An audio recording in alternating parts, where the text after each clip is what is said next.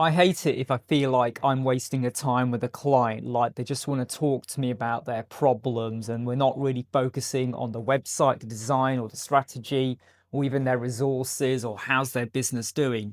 But what you have to realize is that actually you have to suck it up and listen and become a business therapist for lots of clients. Listen to their problems because that will help you to understand where they are and where they're struggling. And sometimes some of the social issues that aren't even fully connected to the business can help you to understand where the client is at this moment in time. Because if you can understand the fact that they are worried, maybe they've hired a professional before, maybe they've been ripped off, maybe they had a website that didn't deliver, or maybe they're just concerned because this is the first time they're building a website and everyone has got a website and they feel like they're missing out on business and leads and stuff like that. You're going to be the person who listens. You're going to be the one that reassures them. You're going to be the one that gives them ideas and tries to get them on the right track. It's easy to say, look, I haven't got time for this. And, I thought we were going to talk about the website.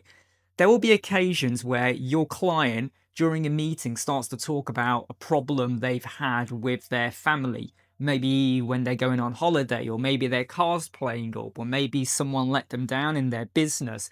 But they may even tell you about a horror story about their previous web designer, or maybe someone like totally mucked up what they thought they were going to get, and now they feel like you might do the same.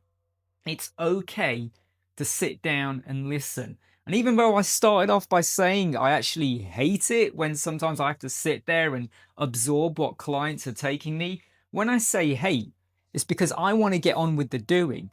But sometimes when you take the time to listen, you're going to understand them in such a different way. And when they notice that you're listening and you're advising and you're helping them, they're going to want to work with you so much more than ever before. This is an opportunity for you to become not just a web designer, but a business therapist.